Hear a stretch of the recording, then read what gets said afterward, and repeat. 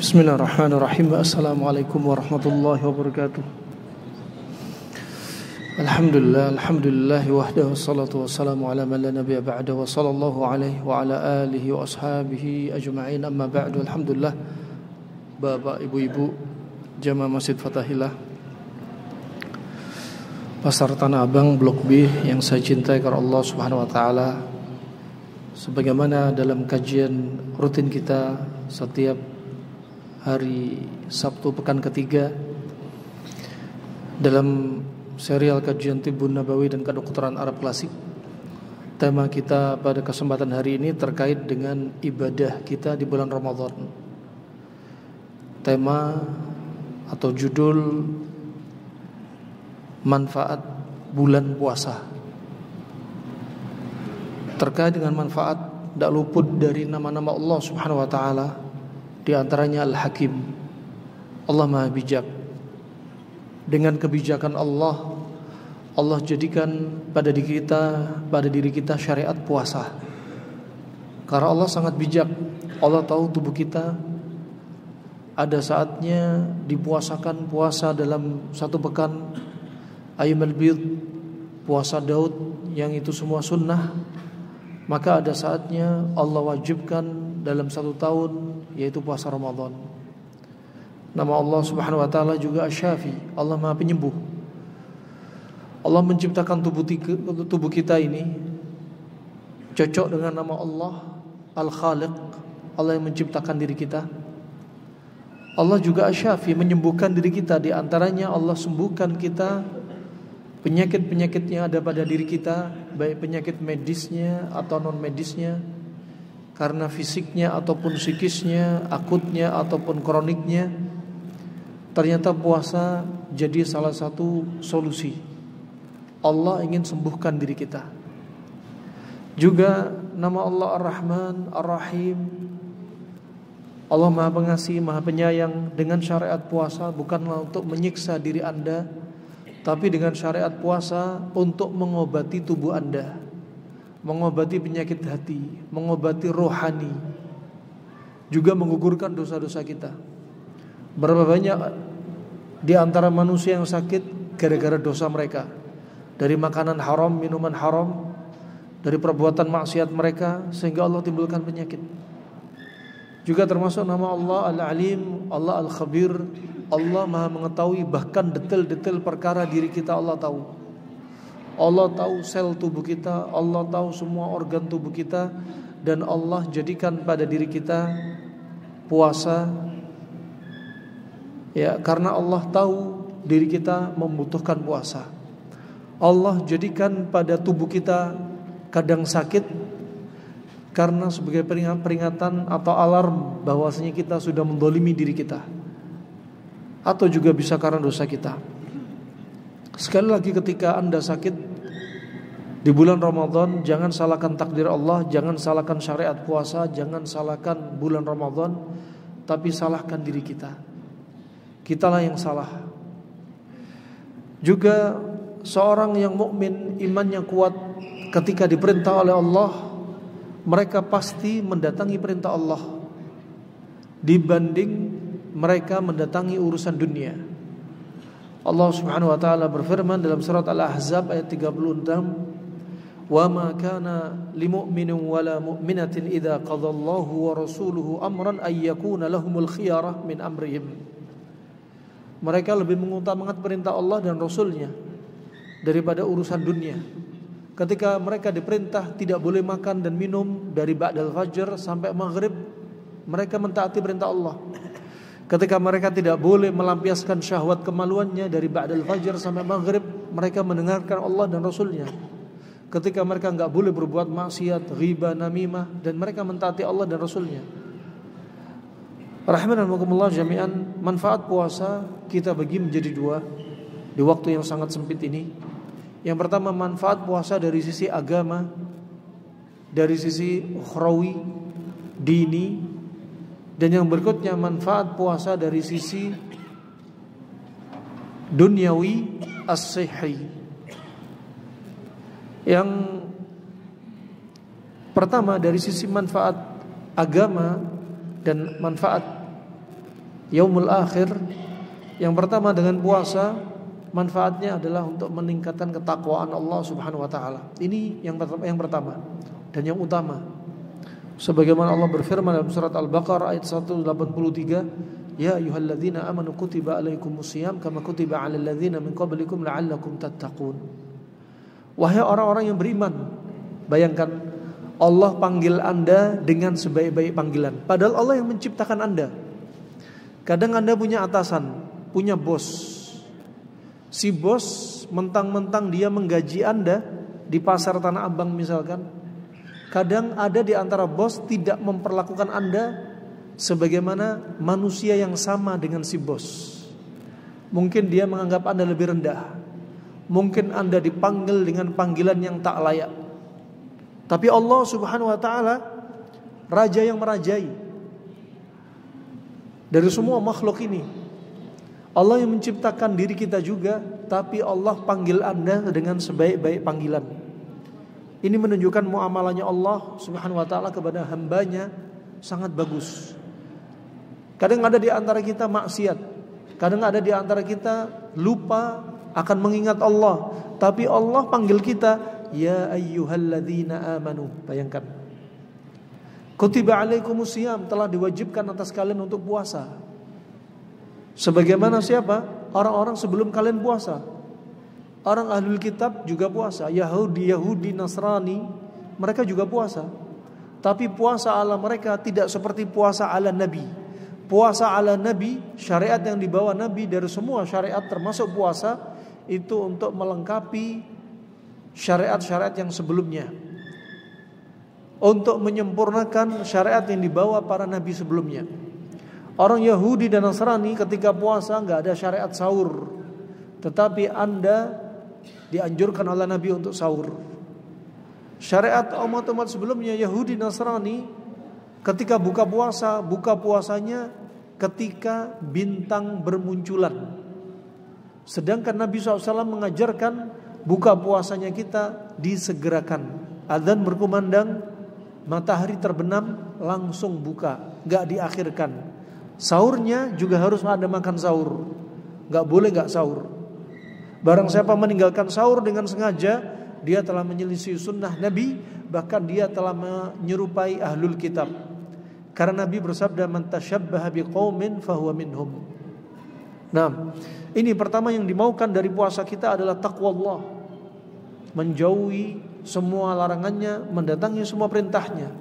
Kalau kita menjadi insan yang bertakwa, sebagaimana disebutkan la'allakum tattaqun, maka hati Anda akan menjadi baik.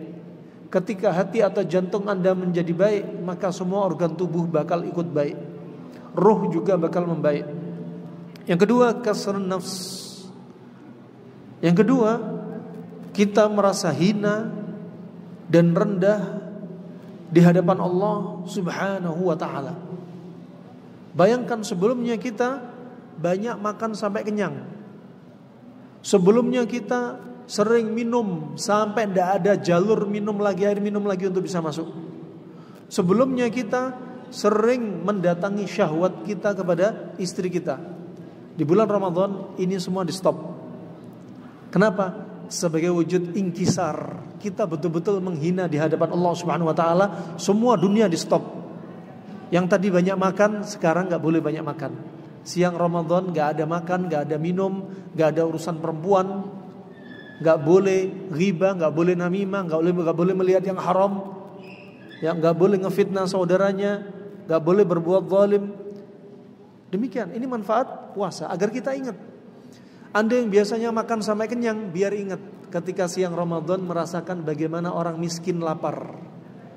Seandainya kita makan kenyang terus, gak ada syariat puasa bulan Ramadan, hati kita sakit, jantung kita sakit, tubuh kita sakit. Dari sisi hati, kita akan menjadi orang yang sombong, akhlaknya seperti Fir'aun. Gak ada syukur-syukurnya, makan terus sampai kenyang. Sampai disebutkan Imam Al-Ghazali, kalau kita kebiasaan makan sampai kenyang, syahwat kemaluan kita bakal naik. Syahwat cinta dunia, cinta kedudukan, syahwat cinta dipuji bakal naik. Ketika kita banyak makan, disebutkan juga oleh Syekhul Islam Ibnu Taimiyah, darah kita bakal kotor, kental, pekat. Kalau darah kita kotor, bakal disenangi oleh kaum jin, syaitan. Anda bayangkan ketika adzan berkumandang, setan lari terbirit-birit ke tempat-tempat yang jorok, ke tempat-tempat yang kotor, diantaranya ke WC, water closet. Sampai disebutkan Nabi, mereka buang angin kentut yang keras biar gak dengar suara azan. Ketika Anda sholat rawatib, misalkan rawatib qobliyah zuhur, mereka balik lagi menggoda Anda yang sedang sholat. Ketika iqamah ditegakkan, mereka lari lagi, kentut lagi, cari tempat yang jorok. Sama kalau darah Anda kotor, darah Anda bakal digemari oleh syaitan. Nabi SAW bersabda, inna syaitana yajri min ibni Adam majrad dam. Sesungguhnya setan lari di tubuh manusia melalui peredaran darah Anda. Kalau darah Anda kotor, setan bakal senang. Dari mana kotor? Gara-gara banyak makan. Dari mana darah kotor, kental, pekat? Gara-gara sering stres, dendam, sedih berlebihan. Rahimanakumullah jami'an. Saat itulah setan masuk menguasai tubuh Anda. Dia bertengger di jantung Anda. Ketika banyak dendam, iri, hasad, dengki. Ketika banyak makan. Makanya ada puasa, dibersihkan. Ketika puasa, darah Anda lebih encer, oksigen lebih banyak, nutrisi lebih baik, sel-sel jaringan dapat nutrisi sebagaimana mestinya. Ketika darah Anda encer, ya saat itu kotoran-kotoran pembuluh darah dibersihkan. Nah, makanya ini manfaat di bulan Ramadan. Juga di antaranya manfaat bulan Ramadan, yaitu dikosongkan jantung ini atau hati ini dari pikiran-pikiran dan disibukkan dengan zikir. Yang tadinya ngayal dunia terus, yang tadinya ngayal maksiat terus, Anda disibukkan baca Al-Quran. Malamnya Anda juga disibukkan salat tarawih. Anda juga dianjurkan banyak zikir. Sehingga apa? Pikiran kita yang tadinya sibuk dengan urusan-urusan syahwat dialihkan kepada ketaatan kepada Allah Subhanahu wa ta'ala. Anda perhatikan, kalau ada di antara Anda masih sering teriak-teriak antara suami dan istri, si anak gak punya adab, gak punya akhlak, teriak kepada bapak ibunya. Kemudian istri Anda kepada bapak ibu Anda juga gak punya akhlak. Ketahuilah, dimulai dari apa? Kata Imam Nawawi dalam kitab Adab Hamlatil Quran, mulai dari Anda dan istri Anda jarang baca Al-Quran. Anak Anda jarang baca Al-Quran. Apalagi ada yang gak bisa baca Al-Quran. Benteng rumah sudah lemah, benteng diri lemah, dan setan akan menyusup ke dalam badan dan rumah dia. Kemudian rahmanakumullah, dengan manfaat puasa di antaranya taqwiyatul iradah. Keinginan Anda semakin kuat. Ingin untuk masuk surga, ingin untuk mendatangi ketaatan Allah, ingin untuk menjauhi maksiat, ingin untuk membaca Al-Quran lebih banyak, ingin untuk sholat bisa merasakan lezat. Ya, demikian manfaat puasa. Dan yang berikutnya, termasuk manfaatnya adalah Anda melemahkan makarnya syaitan. Ketika Anda puasa, makar syaitan dilemahkan. Ketika Anda puasa, pembuluh darah menyempit. Ketika Anda puasa, darah Anda, darahnya orang yang taat kepada Allah akan membakar syaitan. Makanya bagi para jomblo atau orang-orang yang mungkin sudah menikah tapi jauh dari istrinya, kalau syahwatnya naik, maka ingat sabda Nabi SAW, fa'alaihi bisyam, hendaknya dia puasa, fa inna lahu wija, karena puasa itu adalah tameng, benteng bagi dia. Nah, dia tameng, benteng bagi Anda. Setan yang akan menguasai diri Anda, yang dia bertengger di jantung Anda, makarnya bakal lemah ketika Anda puasa. Sebaliknya kata Ibnu Qayyim rahimahullah ta'ala, ketika kita kebanyakan makan, organ tubuh kita bakal gampang terjatuh dalam maksiat. Organ tubuh kita bakal dibikin berat untuk mendatangi semua ketaatan Allah Subhanahu wa ta'ala. Kemudian di antara manfaatnya puasa,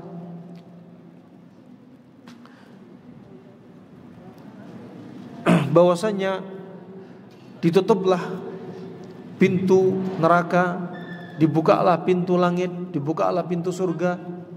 Makarnya syaitan diredam, kemudian dedengkotnya syaitan dibelenggu.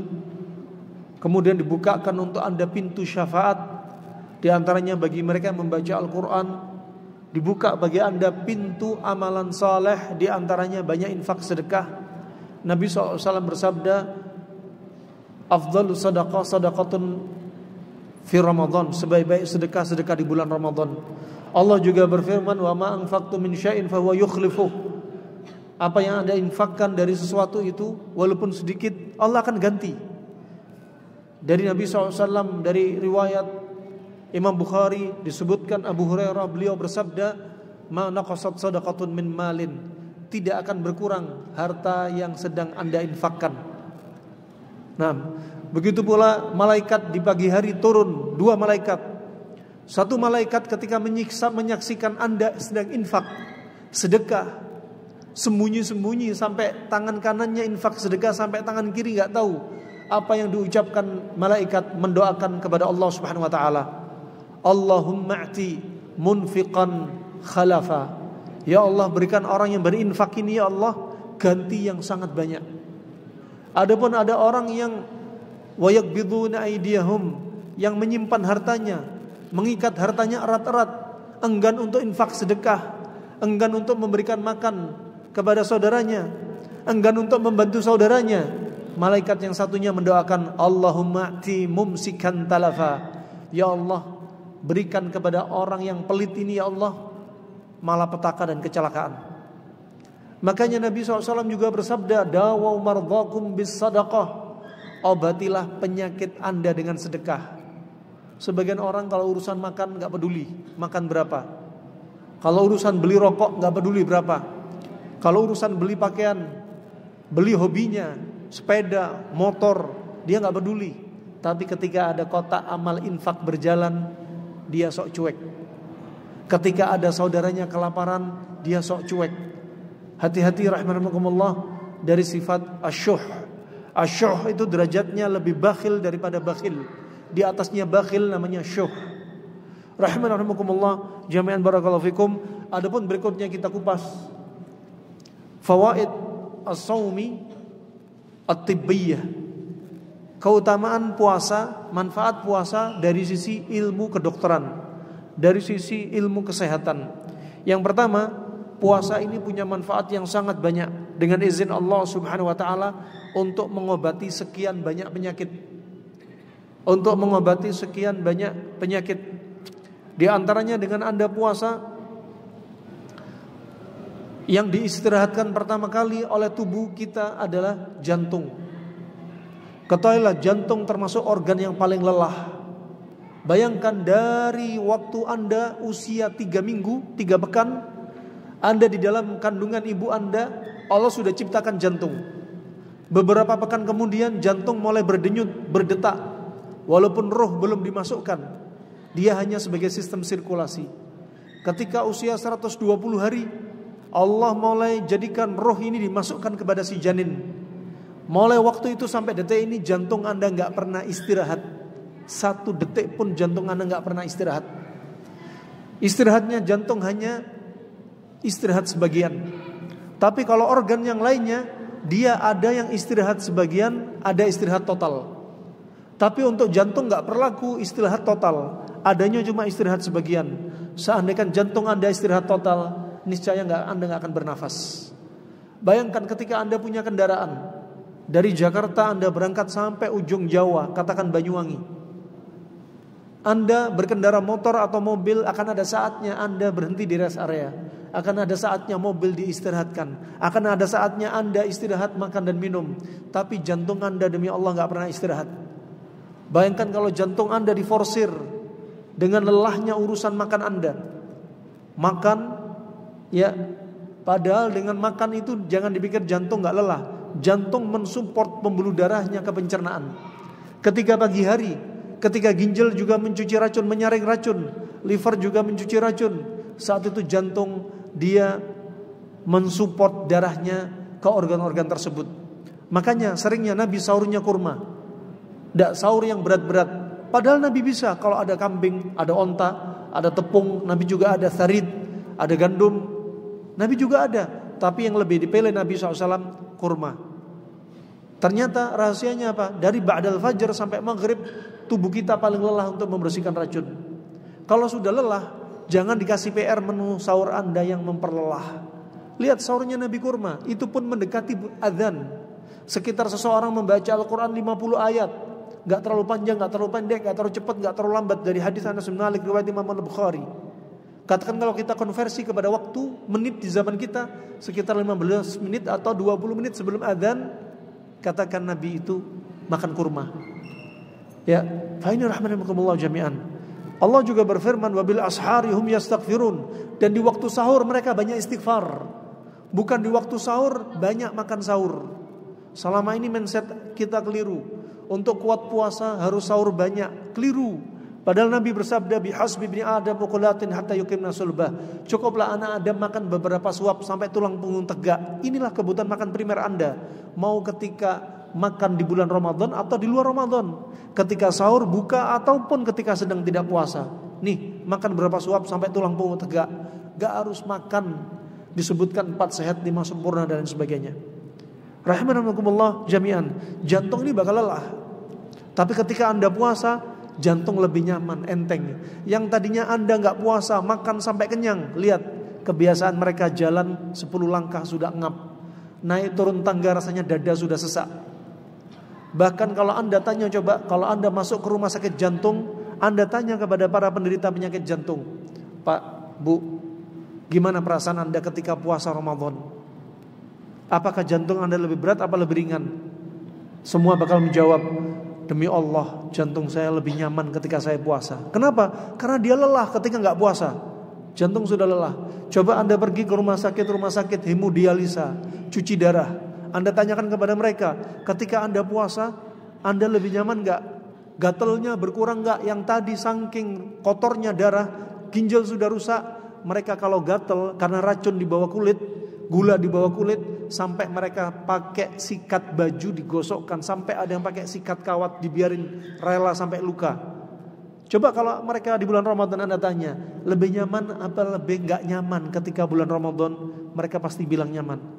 Rahimanakumullah. Bagi mereka yang sering kesemutan, kepala berat, mata kabur, ya, kemudian perutnya sering sendawa, dia sering kentut, ya, ketika diperiksa asam urat tinggi, kolesterol tinggi, dedimer tinggi, kekentalan darah tinggi, kemudian Anda tanya kepada mereka di bulan Ramadan, lebih nyaman apa enggak? Mereka bakal jawab, demi Allah lebih nyaman. Anda perhatikan ketika musim pandemi, 2 kali bulan Ramadan berlalu di musim pandemi, Anda lihat di rumah sakit angka penderita COVID naik apa turun? Anda akan dapati penderita COVID turun. Kenapa? Yang membuat mereka gampang kena COVID karena kebanyakan makan, kebanyakan minum, sehingga saluran pernafasan lembab, saluran pernafasan atas lembab, saluran pernafasan bawah lembab, dan virus bakteri jamur menyukai media yang lembab. Jangan salahkan virus COVID-nya, salahkan diri Anda. Kenapa Anda menyebabkan media lembab untuk mereka? Maling gak akan mencuri kecuali ada kesempatan. Demikian virus bakteri jamur akan numpang di tempat yang lembab. Anda perhatikan, disebutkan Ibnu Qayyim rahimahullah ta'ala, terapi terbaik untuk menghilangkan racun dan kelembapan di tubuh, uap gas beracun di tubuh adalah dengan puasa. Rahimanakumullah jami'an. Sudah banyak makan, jarang olahraga, numpuk kelembapan. Kemudian dia jarang tidur, sering begadang, maka semuanya akan menyebabkan diri Anda sendiri yang terjatuh dalam malapetaka. Fa ini rahimanakumullah. Ketika kita enggak banyak makan, hati kita jadi lunak. Ketika kita banyak makan, hati kita keras. Berapa banyak yang disebutkan oleh para ulama yang mengeraskan hati kita. Hati kita keras ketika kita banyak makan. Hati kita keras ketika kita sering berbuat maksiat. Hati kita bakal keras ketika kita jauh dari Al-Quran, jauh dari zikrullah. Hati kita bakal keras ketika kita sering dendam. Hati kita bakal keras ketika kita sering dengar suara musik. Rahimanakumullah jami'an. Sebaliknya ketika kita enggak banyak makan, sering mendatangi ketaatan kepada Allah Subhanahu wa taala, hati bakal lunak. Dinasehatin gampang nerima. Ketika dia banyak makan, dinasehatin jadi orang yang sombong, kibr. Sebagaimana Nabi bersabda, al-kibr, sombong itu adalah batarul haq wa ghamtun nas. Menolak al-haq ketika dinasehati dan merendahkan orang yang dinasehati. Wah, sebaliknya ketika puasa, Anda baca Al-Quran, langsung wajilat qulubukum. Qulubuhum wajilat, wajilat qulubuhum. Hati mereka bergetar. Bahkan kulit mereka merinding ketika baca Al-Quran disertai maknanya. Makanya penting, Anda khataman Al-Quran, banyak khataman di bulan Ramadan, jangan target banyak-banyakan. Target Anda khatam banyak tapi faham maknanya. Imam Syafi'i dalam satu bulan mengkhatamkan Al-Quran 60 kali di bulan Ramadan. Berarti satu hari sekitar 2 kali, kalau satu bulannya 30 hari. Imam Bukhari 40 kali. Utsman bin Affan sekali sholat di depan Ka'bah, satu kali sholat 30 juz dihabiskan. Begitu pula Sulaim bin Idr, seorang tabi'in, mengkhatamkan Al-Quran sehari 4 kali. Kalau satu bulan itu 30 hari, berarti 120 kali khatam. Rahimahumullah. Tapi siapa mereka? Ulama, tahu tafsir, tahu ilmu asbabun nuzul, tahu fikihnya, tahu usul fikih, usul tafsirnya, dan tahu bahasa Arabnya. Faham betul.